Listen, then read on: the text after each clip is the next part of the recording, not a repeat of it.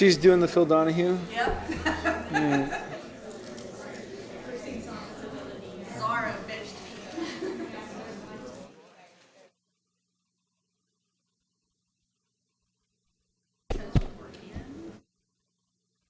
Are these on? There we go. Hey, how about that? Welcome to another fun day. My name is Joe Devlin. I'm with the Office of Cannabis Policy and Enforcement. I see a couple new faces and lots of familiar ones in the audience. With me today are some city staff, of course, Renelle, Brad, Zara, and Christine. And around here somewhere is Zelia, who's going to be running around with the microphone, doing her best Phil Donahue impersonation. Is there a clicker? Yeah.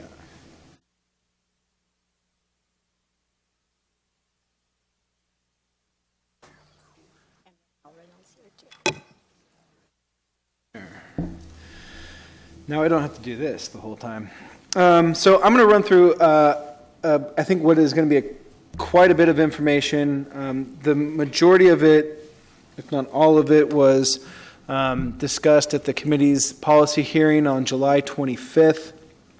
And then, we'll open it up for questions and try to get out of here as best we can on time.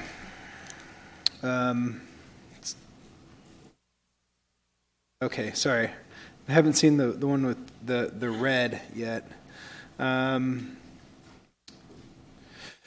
So first up was a proposal that was presented to law and legislation, was a change in our city's residential cultivation ordinance. So this does not apply to anything in a commercial or manufacturing or industrial zone. This is really to bring some alignment with state law and greater, I think, clarity when it comes to enforcement of illegal residential cultivation. We have in the city what some might argue or describe as a sizable or significant problem as it relates to what are commercial operations for cultivation that are taking place in residential homes. And so the city's current policy is for 400 square feet. That puts our code enforcement officers in a place where we're literally out there with, a tape measure trying to figure out if this is 400 square feet or 410. So in alignment with state law and per Prop 64 and the budget trailer bill that passed, it's just going to be 6 plants. And that's not going to be per patient or per person. That is just going to be 6 plants per household. Period. End of discussion.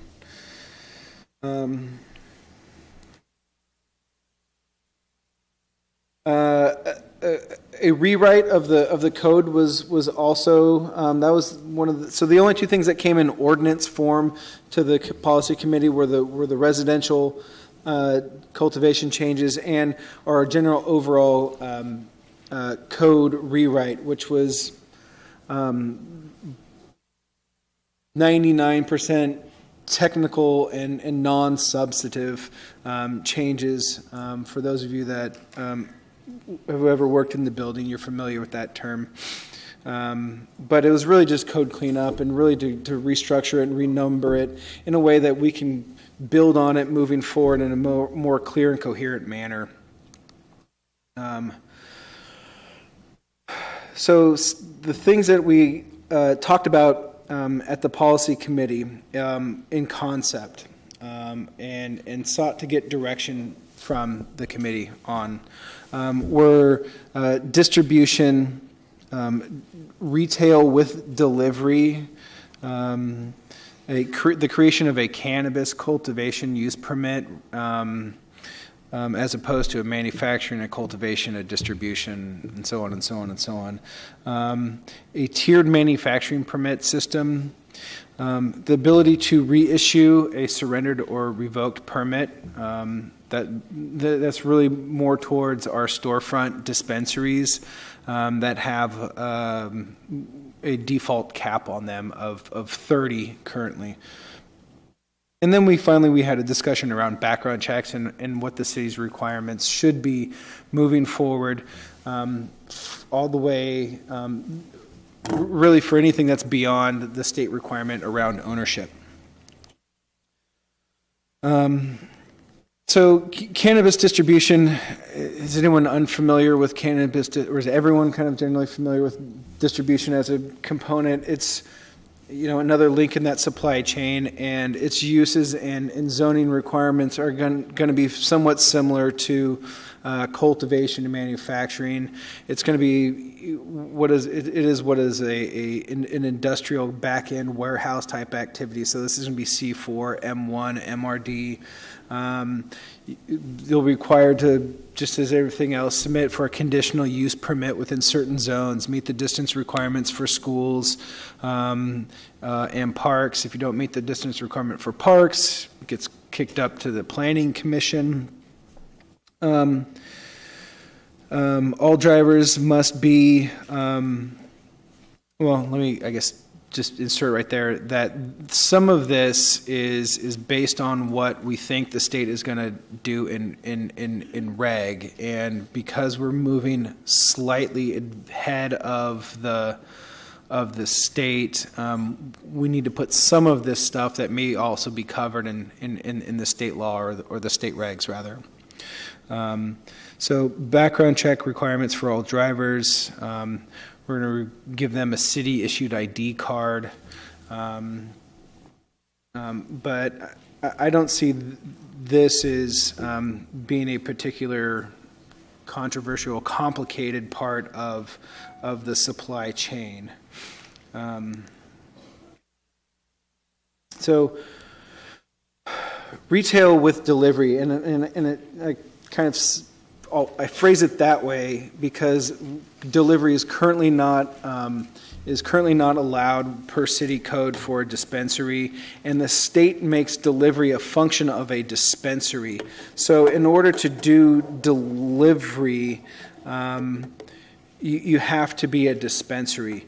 What the approach that we are taking would be to give those storefronts the option of pursuing delivery as a business model, and at the same time open up and begin accepting applications for what would be a delivery-only dispensary, non-storefront dispensary.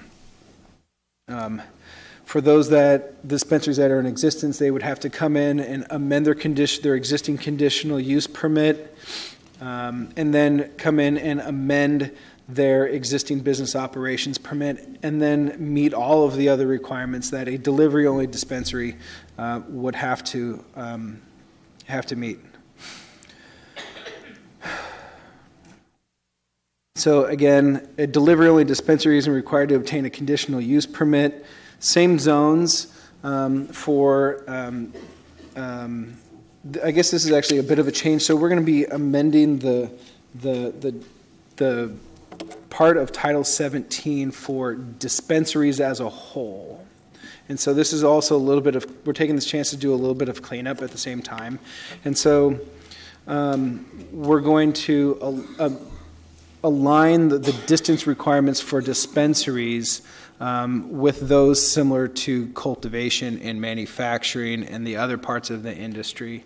Right now, dispensaries have some additional distance requirements that haven't proven to be potentially relevant or meaningful. And so we're going to allow the conditional use permit process to work. So those distance requirements are going to be, again, 600 feet from a school, 600 feet from a park, and if you don't meet the distance requirements for the park, you'd get kicked up to the Planning Commission for review.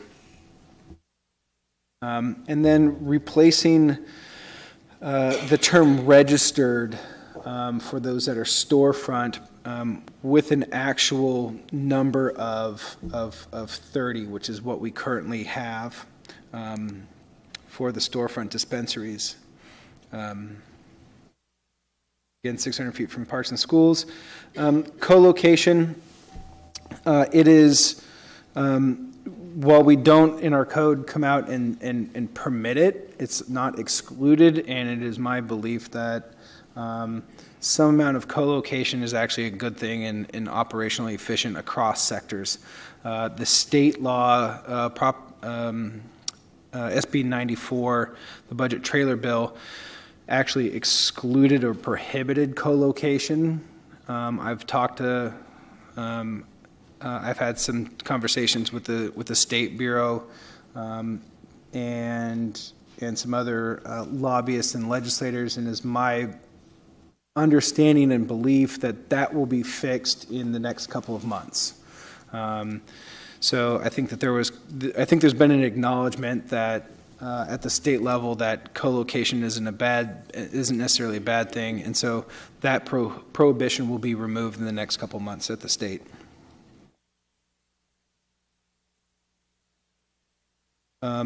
So for those potential delivery-only dispensaries, here are the I guess requirements that that the policy committee reviewed and considered. Background checks for all drivers, all the other kind of state regs that had to be kind of be pulled back, $3,000 worth of product. A lot of this should look familiar. We are also probably going to call out certain things like drivers shall not be armed. I'm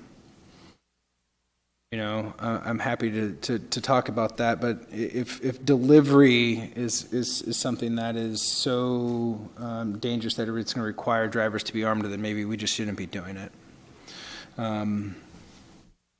And then, of course, delivery drivers are going to have to meet all of the track and trace requirements. And we're probably also going to be looking for additional software type requirements that are going to allow, to ensure that that the owners and managers can locate and know where their drivers are at all times, that they'll provide fixed routes. So if a driver is stopped, he can show and display that they are on a part of a predicted route and not deviating from that. We'll also be issuing drivers city-issued ID cards. So if they are pulled over, that legally permitted driver begins a conversation with a law enforcement officer, with, here's my city-issued ID card.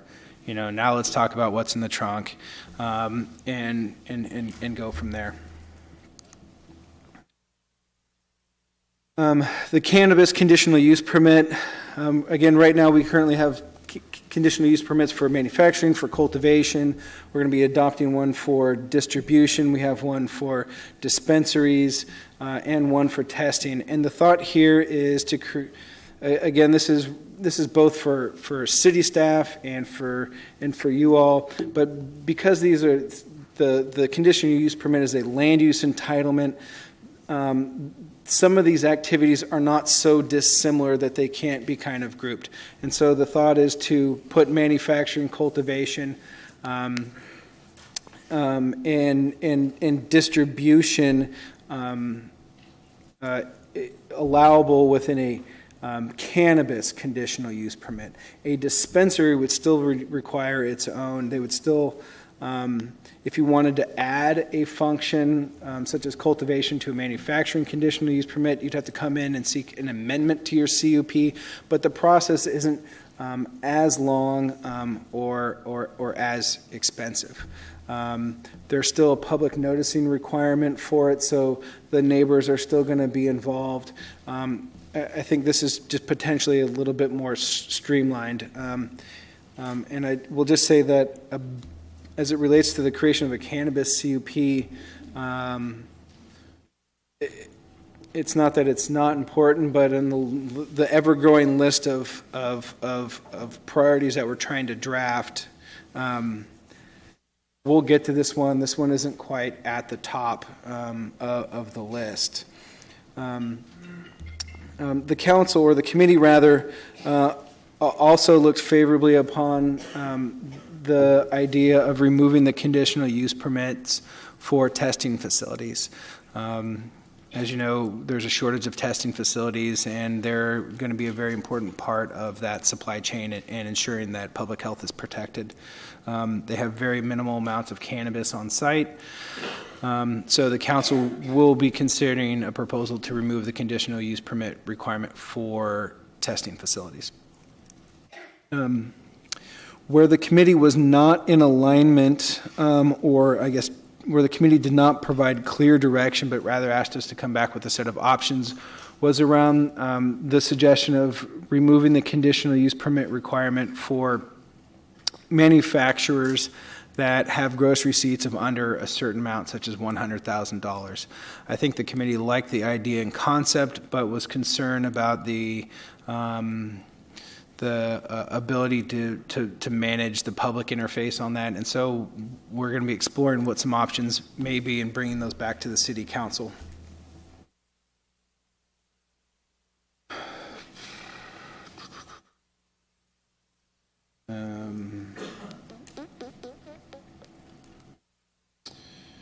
Tiered manufacturing. So as you probably know, the city has one manufacturing permit. It is really designed and geared towards the large manufacturer, large extractor, and it is a one size fits all permit for what is really a diverse industry. And so the council approved moving forward with creating a multiple type manufacturing permit. So a type 1. This is obviously mirrored after the state, but a type 1, which would be a non-volatile extraction permit, a type P, packaging and processing, and then a type N for the manufacture of edibles. Also in that was the creating of different classifications within each of those permits based on gross receipts. This is really designed to make the permits a little bit more affordable. So we are currently finishing up our fee schedule evaluation, and we'll be bringing those forward to the city's budget and audit committee that needs to adopt these. But right now, where our permit is currently $30,000, almost $31,000. It's looking like permits on the lower end will be less than $5,000.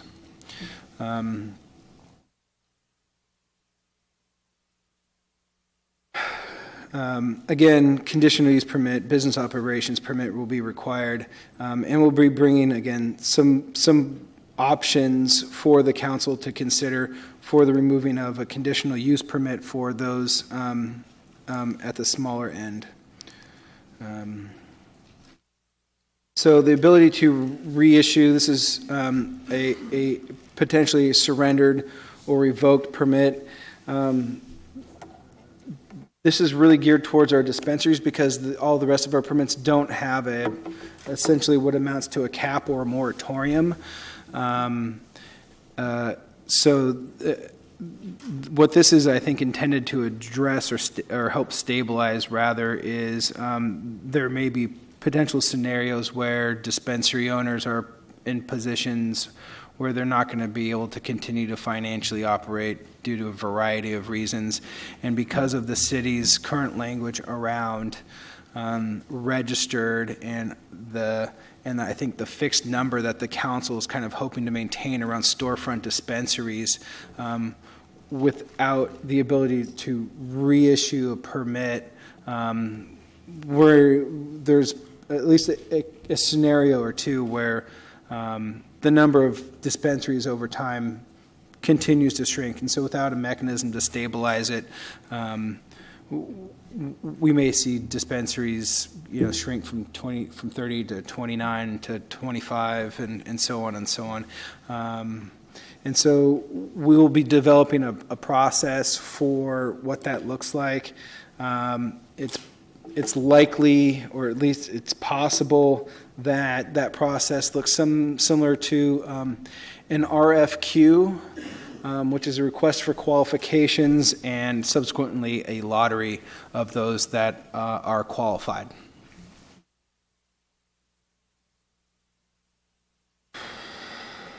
background checks.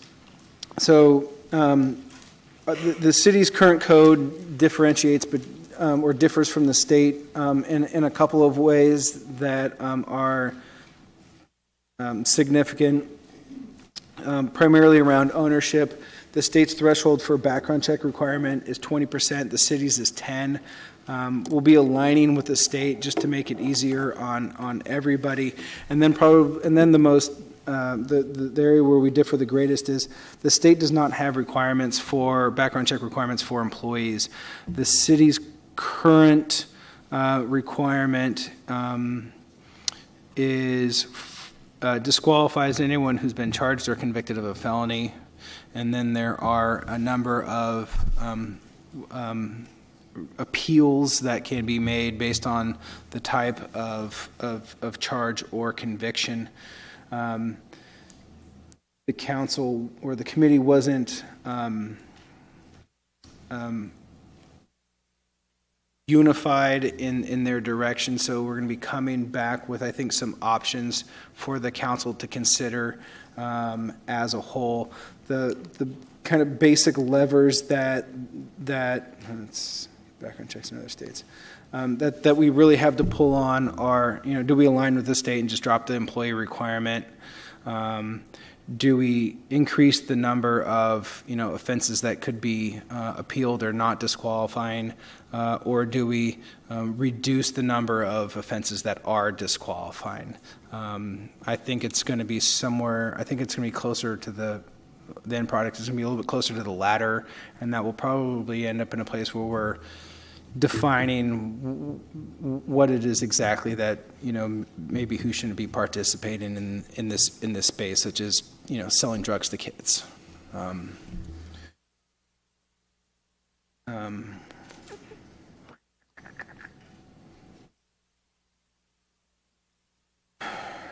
Oh, and then I guess then there's ultimately a question of whatever requirement is adopted. Do we put this requirement at the feet of the business operator for them to check and enforce, or is this something that we're gonna hold in house? That will ultimately be a council decision, and I couldn't begin to speculate as to where that one particularly goes, but would love to get your feedback on that particular thing for sure.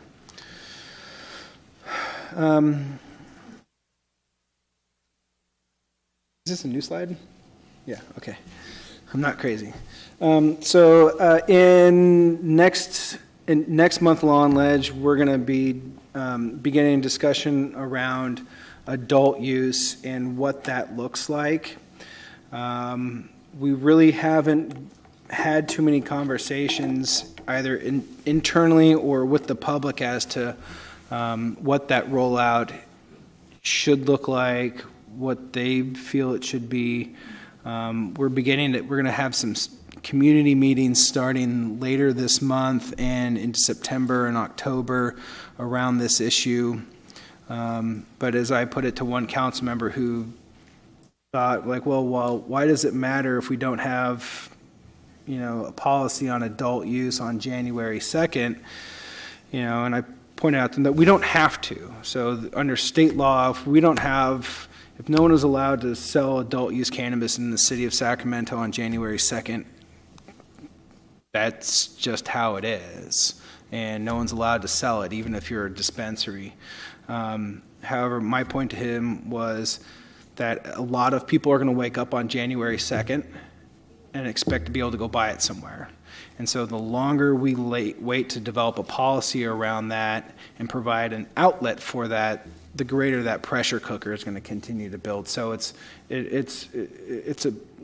behooves us to develop these policies in advance of January 2nd and kind of beginning to think through what this rollout should be and what that looks like in our community.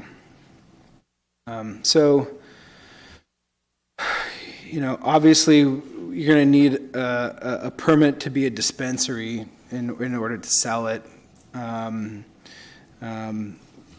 Right now, we have 30 storefront. We'll see how far we get into the permit process with those delivery only permits. On-site consumption is the other conversation that we're going to have as a staff and as a community. And on-site consumption, for me, looks like a couple of different things. So it's obviously the cafe experience, where it's really an on-site consumption at a dispensary. So you can go there, purchase some cannabis. It's the Amsterdam cafe model. Are we going to have any of those in Sacramento? Where should they be? And what should, if any, additional requirements be put on them beyond the dispensary requirements? The other pieces to that are the kind of BYO model, and what does that look like? And then finally, the temporary event day permits, which I believe that there's going to be some amount of demand to have. And so those are the pieces that we're going to be thinking about. If there's something that I'm missing, please let me know so I can add it into that rubric. Temporary sales permits. So that is very quickly kind of the overview of what we talked about at the policy committee, and kind of the discussions that we are going to be having as a city.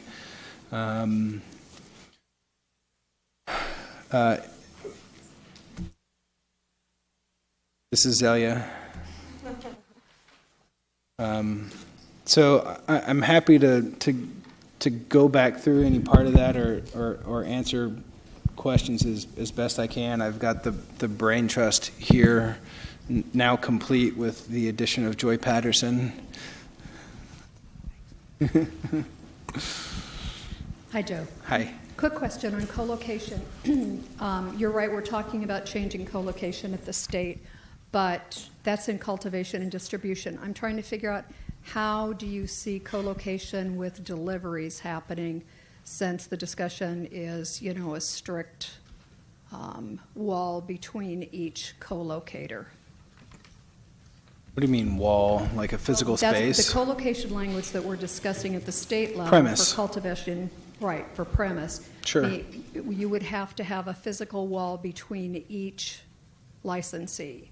So I'm trying to figure out, in your definition or your concept of co-location for delivery folks, how do you see that playing out? I'm confused. Yeah, I mean, I'm kind of agnostic about that particular. I think there's there are probably technical solutions to how, two people could operate out of one warehouse or three people could operate out of one warehouse, however, whatever Chief Ajax says goes. So if its premise is defined under state that there needs to be a separate premise with a wall, then that is it. I haven't expressed to her a particular opinion about that, but I think, co-location, as long as it's possible, whether it requires a wall or not, I mean, that seems to be a fairly low barrier. No pun intended. No. I've only had verbal conversations with Lori and a host of other, lobbyists and fill-in-the-blank legislators. I think, again, from my personal understanding of it, that there's been an acknowledgement that wasn't intended. Yeah. Thank you for taking questions and letting me ask you questions again, Joe. My question is about the employee background checks and how quickly that might be put into place, specifically for businesses that are getting ready to submit their business permit applications, because it may mean a difference between 4 background checks and live scans or 40 background checks and live scans, which is a big difference for a business, for all of their employees. So, yeah. In a perfect world, we would have had this all done, a year ago. I can't give you an exact date. I guess my advice would be to package and prepare the application under the current code.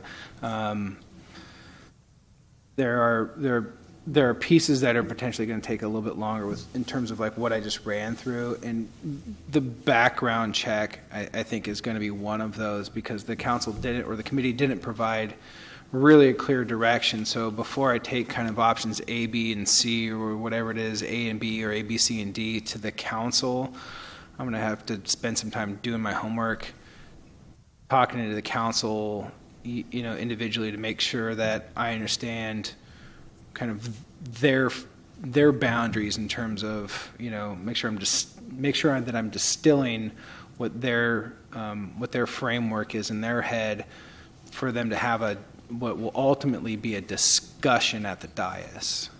So, yeah, sorry. Thank you. I thought that might be the answer. Hey, Joe. How's it going again? So, I have 2 points. One is on the temporary special events permit. I definitely feel that would be very important. There's already things like pop-up sessions and lots of underground little fairs and festivals that are happening.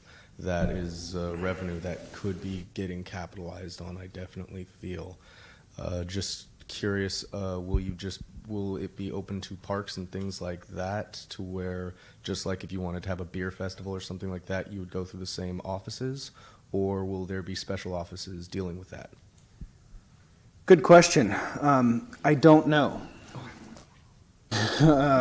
We currently have a special, if you've ever tried to put on anything in the city, such as like a parade or something, we have a special event permit committee or process. I think that that's a good model. However, it currently lives in parks, which is maybe not a good fit for that. So we're gonna have to figure out those processes, and ultimately if they can take place in city property, such as public property, such as a park, is gonna ultimately be a city council decision. Okay. And also about the manufacturing for the different types of permits, anyone that's making any sort of concentrate or anything like that, they're always going to be doing their own packaging. So I'm just it seems like a little bit of a redundancy of having the type 1 and type P when they're always going to have it packaged in some fashion, even if they're delivering it to someone else to have it packaged in a different fashion. Otherwise, you're going to be having a lot of glassware floating around. Yeah, so a type 1 will be allowed to do all of those things, right? So the type P and the type N are really for those people that just want to do a particular part of that industry. Good afternoon. My question is specifically in the manufacturing realm. First question, is white label going to be allowed, white label manufacturing, and would that be considered a co-location function of another business?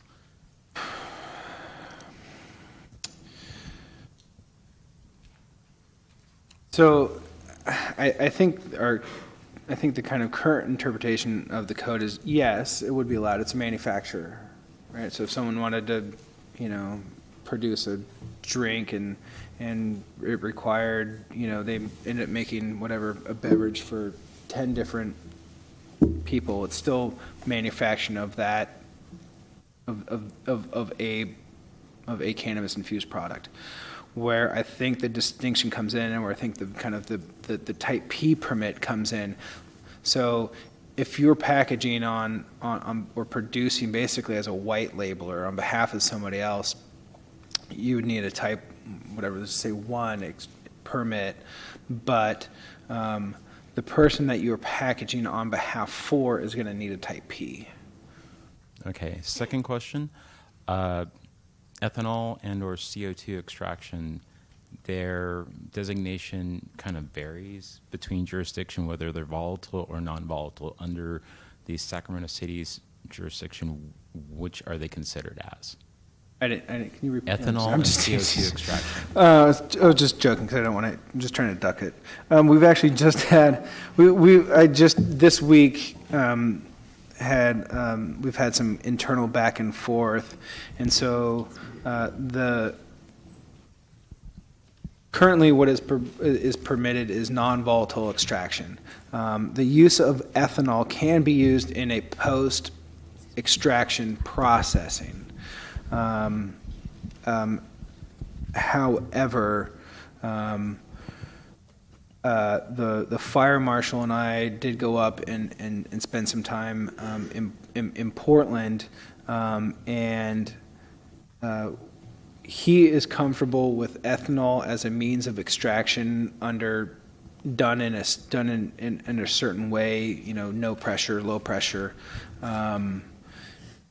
Cold ethanol extraction, and however, our current code requires a couple word changes. So, also going to be coming forward in the next couple of weeks is going to be a proposal for a technical change to allow ethanol extraction. It won't be a blanket statement of allowing ethanol extraction, but it's going to be basically the use of, potentially, I'll rephrase it that way, provided that the committee and the council adopts it, use of ethanol as a means of extraction, basically per the fire marshal. So just so you know, what we went up there and saw was ethanol is used for extraction. It was cold ethanol. It was not under pressure. It was really just used as a wash. And then it was put through a rotovap, and that ethanol is reused. And then from there processed through fractional distillation.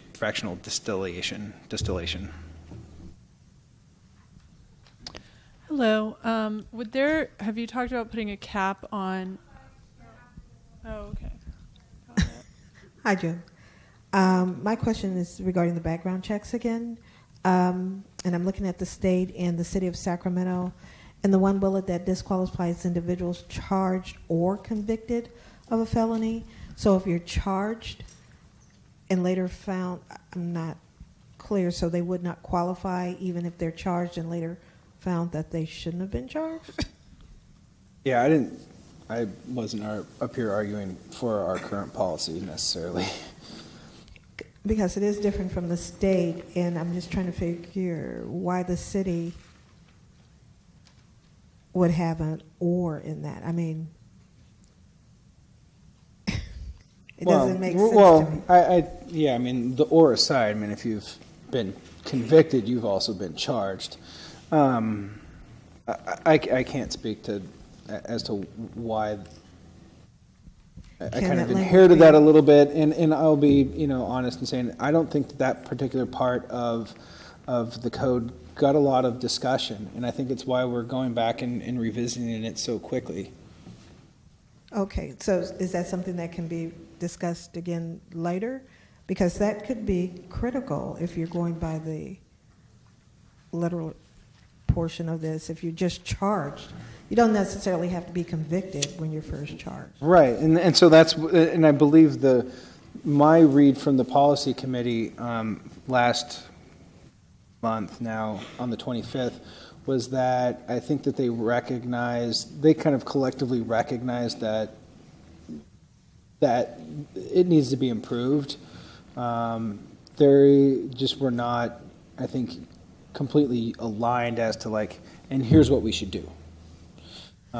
So it's going to be coming to council with a couple of options as to, I think, improve that particular section of our code.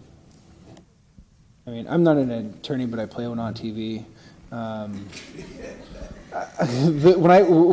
The charged part of that code, raised a legal eyebrow with me too. I mean, I don't know if that would stand a facial charge.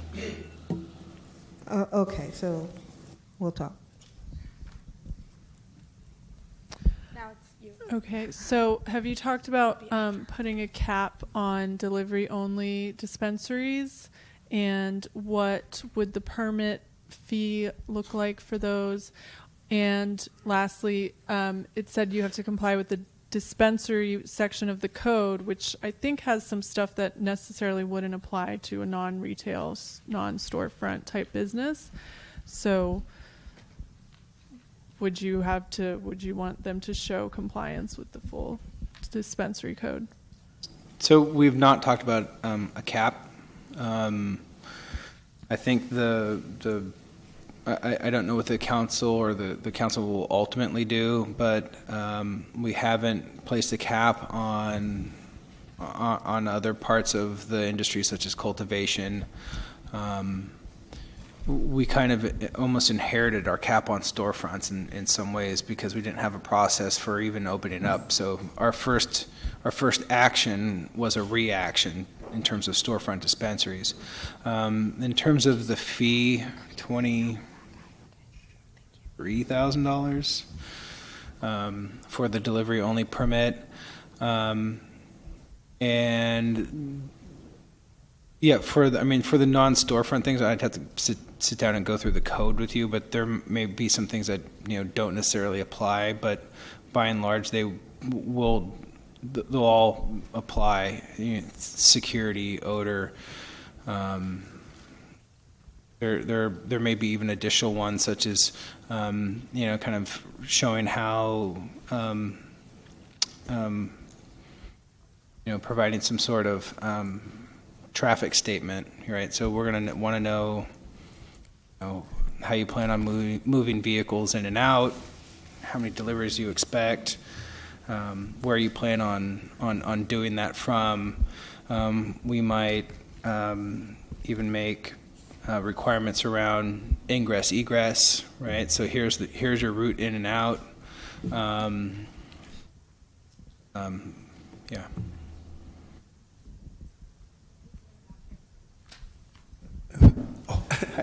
Hi, I represent a staffing company that we staff for various organizations.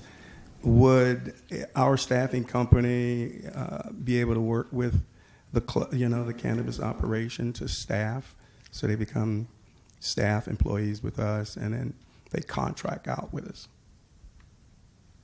For delivery and distribution, no. Storefront? I'd have to kind of go back and read that section of state law, but there's certainly a private business element to what you're describing. There's a huge line, so. Okay. Hi there. What is your timeline for delivery, dispensary, and distribution transportation for application? Sorry, it's okay. What is our timeline for delivery? So assuming that delivery is heard at the city council in late September, probably taking applications very shortly after that for delivery. Distribution, hopefully around that same timeline. Where's the test required from supply chain? Where's what? Where is the testing required from seed to sell or supply chain? Like, for example, is testing required for cultivation or manufacturing or distribution? Which businesses actually has the burden for testing? It's going to be on the distribution, right? So the distributor is going to pick up cannabis from a cultivator. They're going to take, in some cases, title of that cannabis in between the cultivator and the manufacturer, or in between the cultivator and the dispensary, and it's going to have to go to a testing facility prior to it being dropped off at its next location. So if you're a cultivator and it's going to manufacturer, the distributor is going to pick it up, get it tested, then deliver it to the manufacturer.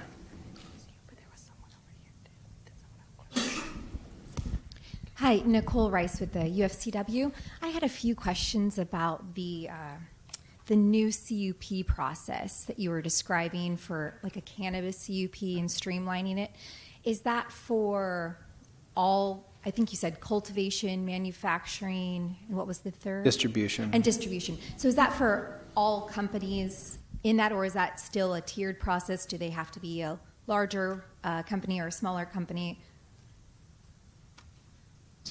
So every cannabis business is required to obtain a conditional use permit unless the council creates what the only kind of carve out, if you will, or exception for the conditional use permit process that has been discussed is for testing facilities and for manufacturers with gross receipts less than really type P and type N manufacturers, to be specific, that have gross receipts of less than $100,000 a year, which are really pretty small businesses at that point. Otherwise, a conditional use permit is going to be required.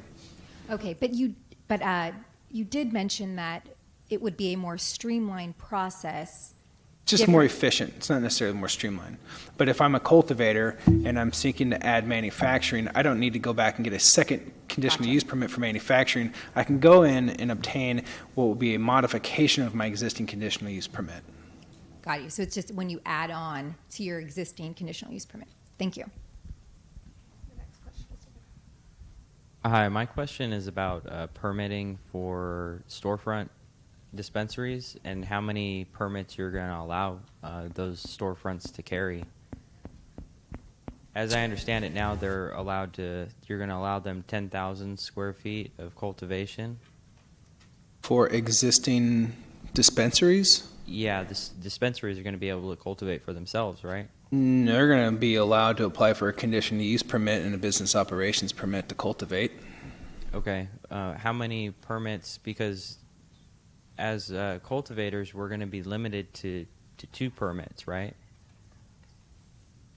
2 permits of what, exactly? Cultivation and 1 other permit of our choice, like manufacturing or... I don't think so. Did that? Yeah, that was only in the Mercursa language. That's gone. So we're going to be allowed to apply for as many permits as we like for 1 location? With the exception of testing.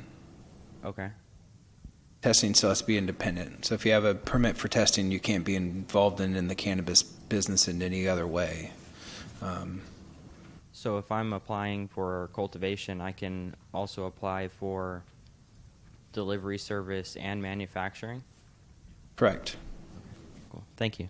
All right, the next question is behind you if you want to give them the mic. I heard you say that there was a cap on the dispensaries, and I would like to know, is a coffee shop considered a dispensary? The only thing that is considered a dispensary is someone that holds a permit to do it. We have 30 in the city. We probably have 300 coffee shops. So a dispensary might serve coffee, but a coffee shop can't serve cannabis. No, I was talking about, because you had it up on the screen a second ago, different businesses that may sell cannabis, in the future. And I would like to know, like the Amsterdam coffee shops and different things. And so when we have an Amsterdam coffee shop, what I want to know is that would that be considered a dispensary? Right. So, well, there's, again, 2 models. One is the dispensary model, right? So people are going to go in there, they're going to buy some amount of cannabis. And in Amsterdam, for example, the amount of cannabis that you're allowed to buy is not as much as you could walk in and buy in a dispensary here. But you could walk in, you buy it, and you can consume it on site. The other model would be to allow kind of a bring your own model where someone is going to a coffee shop that has what would then be probably a different and separate permit for just on-site consumption and not dispensary. So we'd have to create a new business type. Okay, and that won't be included in the 30 in the 30 cap of the dispensaries is what I'm saying. These are going to be new businesses. They would have to be new.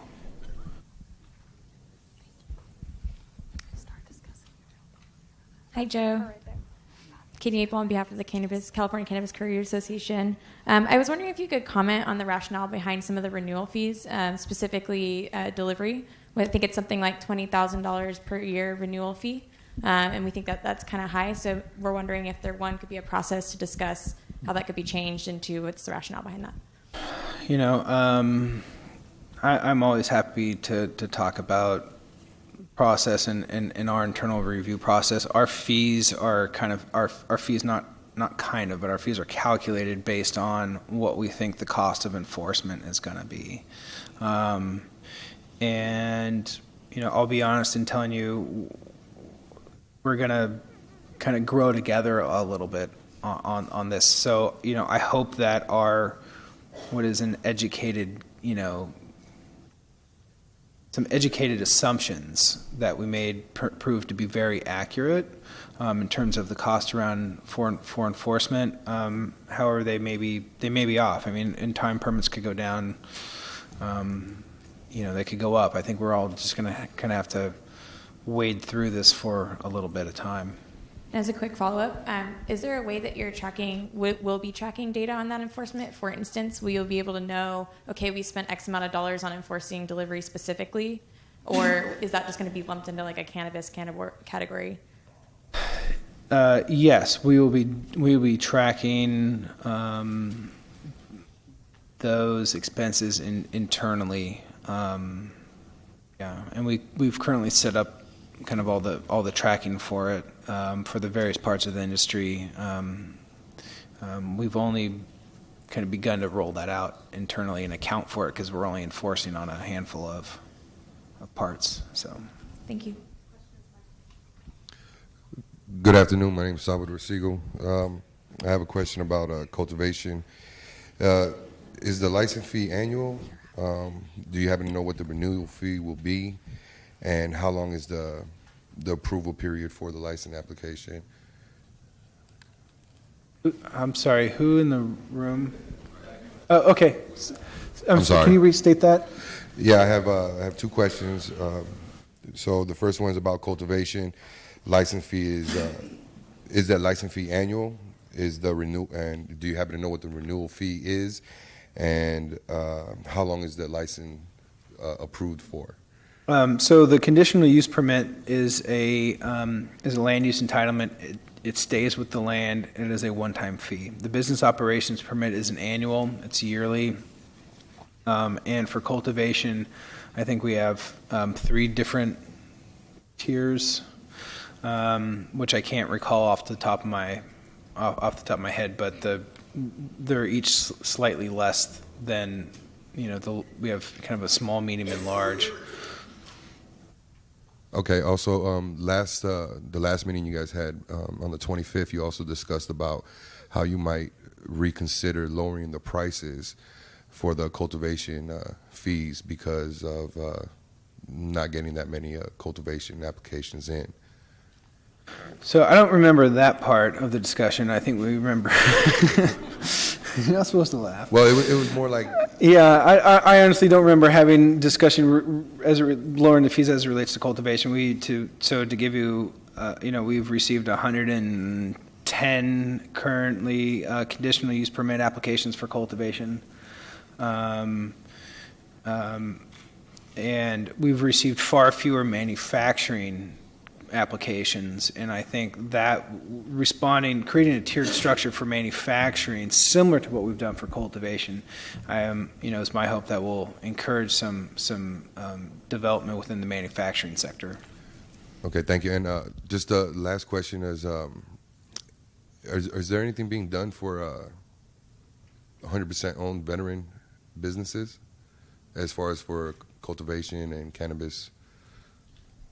You know, we don't have a separate track for that. You know, I wish we did. Let's talk afterwards. But you know, we don't.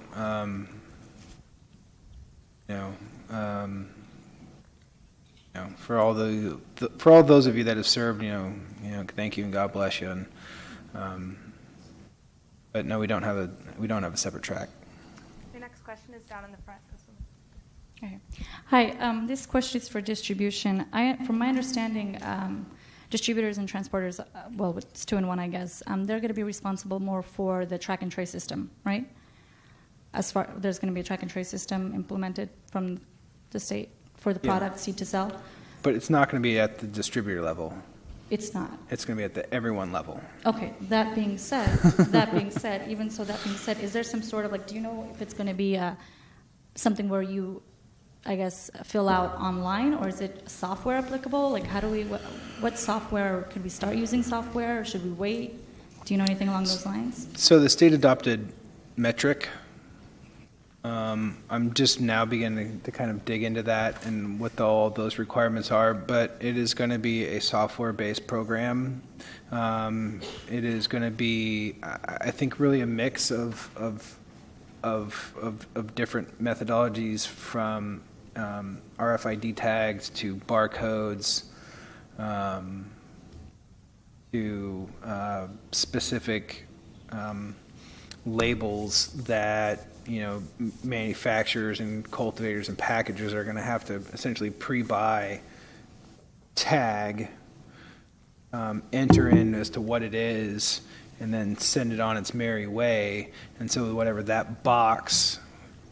in that box or that bag is now is barcoded all the way along the way till it ends up in either a vape pen or at a dispensary. But it's not like, I guess what I'm trying to figure out is if I should start shopping for software for the company alone, or should I wait because there will be specifications from the state or the city for particular? So, I would go and check out Metric. I mean, I can't provide a specific recommendation, but, it's going to get high-tech here pretty quick. Okay. Hopefully very automated. And the next question is right in front of her. Jesse Parenti, 9 Point Strategies. Joe, thank you for everything you're doing. Really appreciate everything the committee's doing and helping all the businesses that are trying to move forward. Concern I have is with delivery, and we've talked about it. Is delivery falling under distribution? Because I see we have the compliance for distribution. I'm not seeing it for the delivery component for the retail or for the individual non-storefronts. So the SB 94 rolled up transportation into distribution. Okay. Right. So really the point A to point B, what would be transportation is going to have to be done by a quote unquote distribution company. So if you are, a cultivator and you maybe even own a delivery company, right? It's still going to have to go through a licensed distributor to a testing facility, and then from that testing facility via a licensed distributor, to whatever retail outlet it is. But the state rolled up transportation into distribution. So I'm following you all the way. I'm now talking on the retail front. Okay. So the retail now is going from the retail, not business to business. It's going from the individual to the consumer. You have insurance requirements for the distributors. Have you put those same things in place for the delivery? Because my concerns about it. I mean, it's not a matter of if, it's when a child is hit. And we have to protect the industry. We have to actually put compliance in place to make sure that people that are running these businesses have the things in place so that when something bad happens, they have the protection they need. Yeah, absolutely. And so we're working through a lot of that. I mean, if you have specific suggestions, I'll tell you that I'm using at least as a template in a lot of ways, kind of the state regs that were out for a hot minute. Ultimately, hopefully I'm spot on, but, I think we're going to be up here, I think I'm going to be up here talking about, the changes that we need to make to the thing that we just adopted probably on a regular basis. So, but if you've got suggestions as to what a best practice for an industry, circle back with, huddle up with Katie, and if you guys want to, throw some ideas out there, please do. We're doing it for other industries. Yeah. Yeah, it needs to be done safely. And if it can't be, then maybe it shouldn't happen. So. Mr. Devlin, thank you very much for all you've been doing. We appreciate it. I represent an architectural firm here in Sacramento, and typically when we submit for the fire department in terms of commercial, we have to do a separate set of drawings. What are your ideas or understanding of, are we going to need like sally ports or cameras? Are we going to define our own security levels as far as line of sight when a truck is backing into a commercial building? Is that something the planning department's coming up with, or the building department? Do you know at this point? You're talking about like specifics to your security plan? Yes. Right. So that would be something that you would submit and you'd work out with our office. Writing blanket standards, I think, would be very tricky because each building and each structure is going to be very different and very unique and going to have to handle its own ingress, egress, and so that's going to be really worked out on an individual basis with the office. So they're going to kind of define, hey, this is your security level. You're dealing with. Well, you're going to put forward your security plan, and and we're either going to be like, yeah, good start, or hey, good job. Okay, perfect. Thank you. That's all I need to know is someone's on it. Thanks. I have a quick question about taxes. Are we looking at pay them? Happily.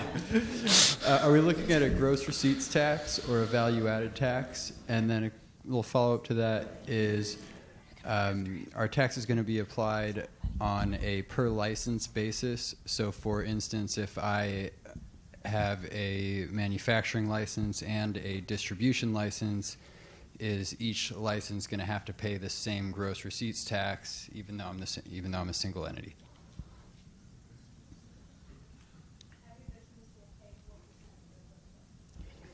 Yeah. So I mean, basically, it's going to turn out to be a wash, and right, if it's the same entity, it's just going to be if you made $10, whether it's between two businesses or one, you're going to pay 4% on your $10 of income. All right. So, and do you know if it's going to take the form of a gross receipts tax or a value-added tax?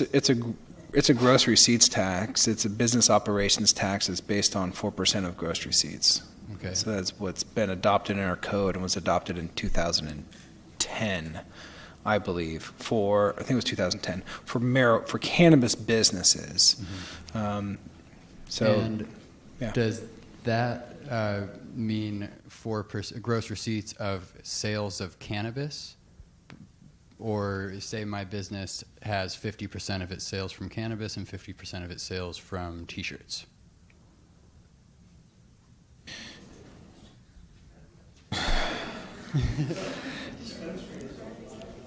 More complicated than that.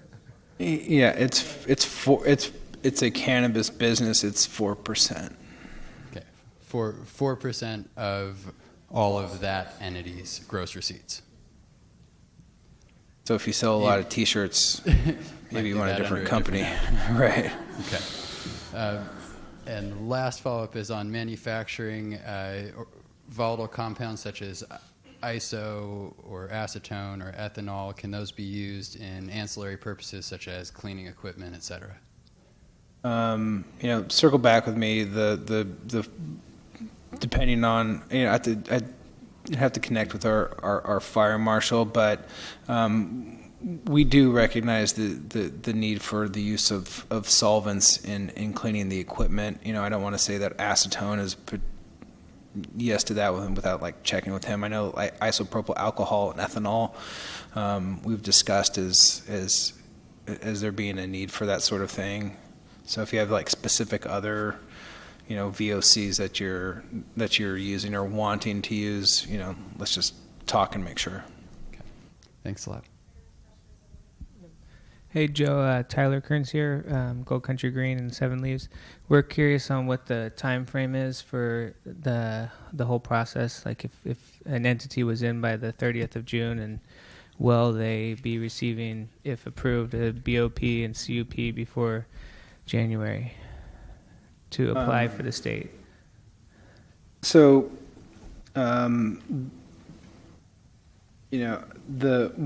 our hope and what we've been, I think, trying to hold to is a 4 to 6 month timeline for processing conditional use permits.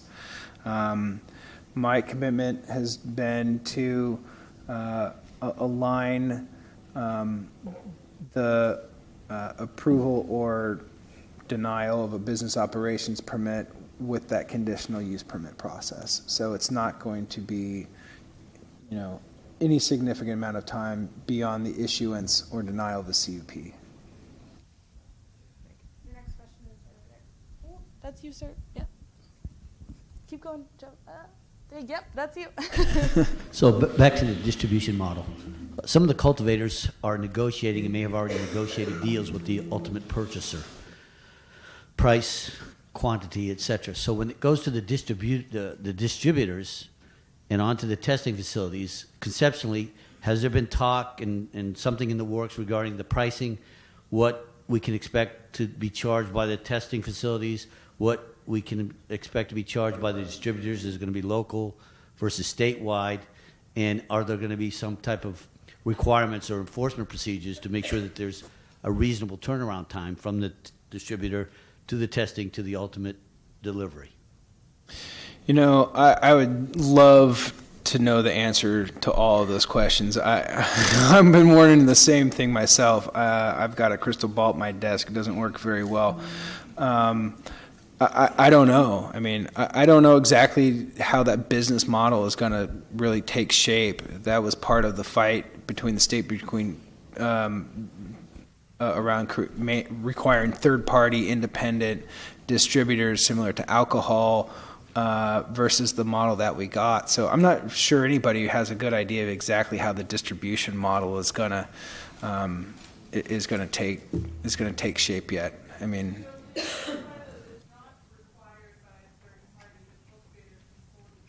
Correct. Right, but whether, the equivalent of Robert Mondavi of Cannabis decides that he wants to get into the distributor game and he's going to distribute, 400 other small retailers at the same time because he's going to the store anyway, or will a kind of independent, third-party distributor emerge as kind of like the bigger or a bigger player? I don't think anybody really has any idea as to like what that looks like, or is it just going to be done by, 10,000 small distributors? Your guess is as good as mine. Okay, your next question is over Hey there. Joe, how's it going again? So about the insurance that the gentleman there in front was talking about, I've actually been doing some research, and apparently Farmers is starting to look into being able to take on insurance for businesses in actual locations. I can't confirm it yet, but I'll be able to send you that information if you'd like as soon as possible. Yeah, and I don't think we're necessarily going to have a position as they don't take it right now, but they are, from what I understand, looking into it. Yeah, I don't think we're going to have a position on preferred, insurance provider. We're just going to want you to have it. Hello, Joe. I run a cannabis marketing company. I got a question as it pertains to the city's policy on advertising for businesses that want to promote themselves. I've seen it on billboards. Is it allowed on buses? Is it allowed, in supermarket carts? What's the city's policy on advertising for businesses in the cannabis industry? Let's talk after this. There are some state laws around it. I don't think we have anything really particularly set. This is probably an area where you all are a little bit ahead of us. If I had one request, please don't advertise on a bus stop next to a school. Otherwise, it's not going to start off on a good foot. Hi there. For distribution and testing, I did not see C2 for zoning. I see C4, M1, and M2. What happened to C2 for zoning? For what? For distribution and testing for the property? I don't think distribution is going to be. Say it again? Yeah. It's distribution is really a kind of a back-end industrial activity. So what about for testing though? I don't see, I mean, for testing, you don't have C2 down for zoning? Currently, it is not. Yeah. Will it be? No. Okay. I mean, I say no right now. I mean, all of this is subject to change, but I don't see that as changing. Thank you. Regarding manufacturing, you're talking about having a tiered license structure. How is that going to be determined? You're talking about doing it on gross receipts. Is it determined in arrears of your year, or in projections, or do you have any idea? Well, the first one, would have to be a projection, and I think after that we'd have to just develop a system where you're coming in paying your taxes. And if you exceed whatever that threshold is, you'd have to get the other permit the following year. But I think, our hope would be that, not trying to necessarily game the system, but this is really trying to, meet your needs kind of where you're at. The next question is right behind him. Hi, Joe. How you doing? Last question. This gentleman over here asked a question, and please forgive me if you already answered it and I missed it, about how you consider alcohol and CO2 extraction, whether it's volatile or non-volatile. I didn't quite hear what you said about CO2, though I did hear your alcohol answer. Yeah, so CO2, carbon dioxide, is not a volatile organic compound, which is, so technically under our code, it's what is the only form of extraction other than mechanical that is permissible. We are going to be talking about with the council and the policy committee an amendment to our current definition of volatile organic compounds to exclude the use of ethanol under certain conditions. But CO2 will remain in the non-volatile space. Correct. Thank you. That really is the last question. So. Awesome. Out of here early. Unless anybody wants to one more in the back. Oh, okay. Cool. Yeah, no problem. Did you really have a question? Okay. Thank you, everyone. I feel like I should gavel down or something. Thank you. Hey, no worries.